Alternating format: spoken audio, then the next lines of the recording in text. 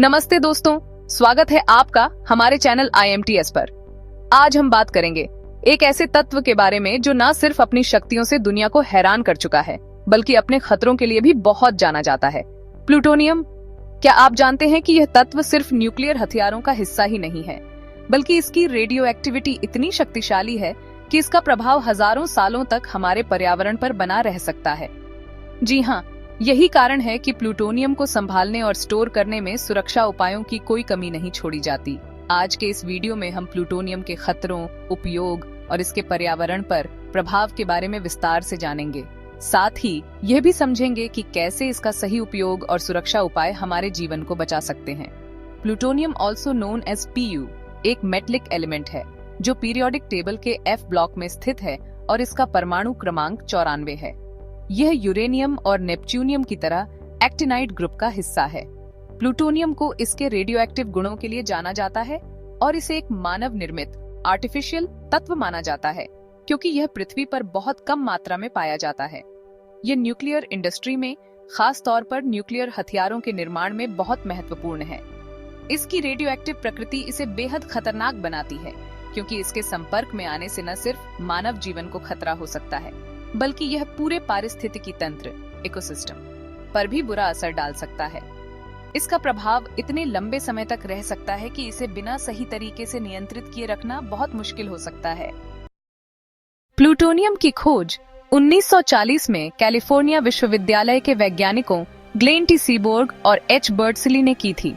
इसका नाम प्लूटो ग्रह के नाम पर रखा गया है, क्योंकि इससे पहले यूरेनियम और नेपच्यूनियम का नाम भी उनके ग्रहों से लिया गया था। यह तत्व परमाणु हथियारों और ऊर्जा में महत्वपूर्ण भूमिका निभाता है, लेकिन इसके खतरनाक रेडियोधर्मी गुणों के कारण इसका उपयोग विवादास्पद रहा है। प्लूटोनियम की खोज ने विज्ञान और वैश्विक राजनीति में एक नई दिशा दी और आज भी इसके प्रभाव पर शोध जारी है। यह पहला मानव निर्मित तत्व था जिसे बड़े पैमाने पर प्रोड्यूस किया गया। Glenn Seaborg, Edwin McMillan, Joseph Kennedy और आर्थर वॉल ने इसे न्यूक्लियर रिएक्शन से प्राप्त किया। जब इन वैज्ञानिकों ने यूरेनियम पर न्यूट्रॉन फेंका तो वह प्लूटोनियम में बदल गया। इस खोज ने न्यूक्लियर साइंस में एक नई दिशा दी और इसे न्यूक्लियर हथियारों के निर्माण में अहम भूमिका दी। प्लूटोनियम का परमाणु क्रमांक 94 है और यह एक रेडियोएक्टिव धातु है। इसका रंग सिल्वर ग्रे जैसा होता है, जो कड़ी धातु की तरह दिखता है। जब यह हवा में ऑक्सीजन से मिलता है तो इसका रंग बदलकर डल ग्रे या येलो ग्रीन हो जाता है। इसे ऑक्सीकरण कहते हैं और इस प्रक्रिया से इसके रेडियोएक्टिव गुण और भी बढ़ जाते हैं। प्लूटोनियम का परमाणु आकार बहुत छोटा होता है और इसे नैनोमीटर में मापा जाता है, जिससे इसे नंगी आंखों से देख पाना बहुत मुश्किल होता है। इसे देखने के लिए विशेष प्रकार के माइक्रोस्कोप की जरूरत होती है। प्लूटोनियम बहुत ही खतरनाक हो सकता है, क्योंकि इसके कण भी इंसान के शरीर में घुस सकते हैं और कैंसर जैसी गंभीर बीमारियां पैदा कर सकते हैं। इसके रेडियोएक्टिव गुण न सिर्फ इंसान बल्कि जानवरों और पौधों के लिए भी खतरनाक हो सकते हैं, इसीलिए इसे बहुत सावधानी से हैंडल किया जाता है। प्लूटोनियम का इस्तेमाल न्यूक्लियर हथियारों में भी होता है, जिसकी वजह से यह अंतर्राष्ट्रीय राजनीति में भी बहुत अहम है। यह एक बहुत ही पावरफुल और खतरनाक तत्व है, जिसके इस्तेमाल पर पूरी दुनिया की निगरानी होती है। प्लूटोनियम एक रेडियोएक्टिव तत्व है, यानी यह अपने अणु के अंदर की ऊर्जा को धीरे धीरे बाहर छोड़ता रहता है। इसके अणुओं से बीटा, अल्फा और गामा किरणें निकलती हैं, जो इसे बहुत खतरनाक बना देती हैं। इस रेडियोएक्टिव गुण के कारण प्लूटोनियम को स्टोर करते समय विशेष सुरक्षा उपायों की जरूरत होती है। प्लूटोनियम के कई आइसोटोप होते हैं, जिनमें से सबसे आम है प्लूटोनियम 238, 239, 240, 241 और 242।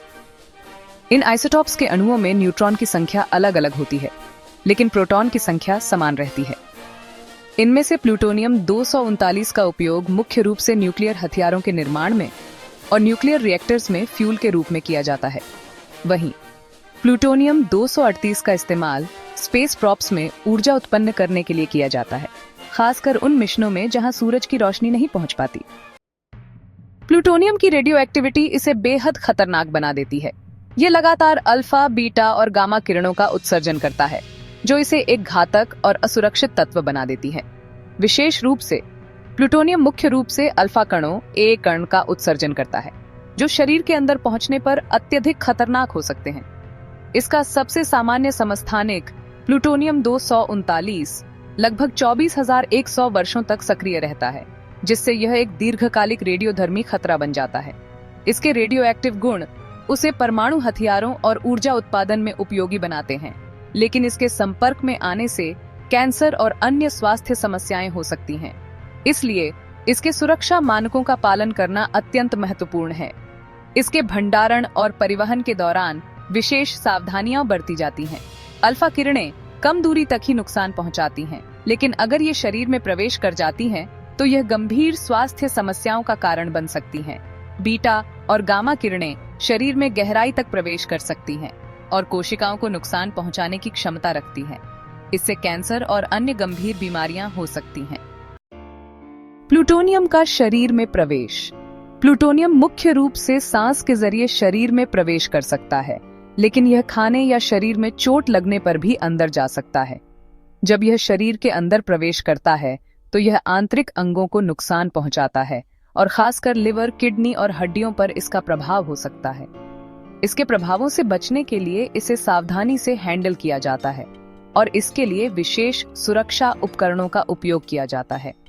इस रेडियोएक्टिव तत्व के संपर्क में आने से बचने के लिए इसके साथ काम करते समय पूरी सुरक्षा प्रक्रिया का पालन करना जरूरी है। यह न सिर्फ इंसान के लिए खतरनाक है, बल्कि यह पूरे पर्यावरण पर भी नकारात्मक प्रभाव डाल सकता है। प्लूटोनियम की हाफ लाइफ। प्लूटोनियम के आइसोटॉप्स की हाफ लाइफ बहुत लंबी होती है, यानी इसके रेडियोएक्टिव गुण बहुत लंबे समय तक सक्रिय रहते हैं। उदाहरण के लिए प्लूटोनियम 239 की हाफ लाइफ 24,100 साल होती है, जिसका मतलब है कि 1 किलो प्लूटोनियम 239 को पूरी तरह से टूटने में 24,100 साल लगते हैं। इसका मतलब यह है कि प्लूटोनियम के रेडियोएक्टिव प्रभावों का सामना मानव जीवन और पर्यावरण को हजारों सालों तक करना पड़ सकता है।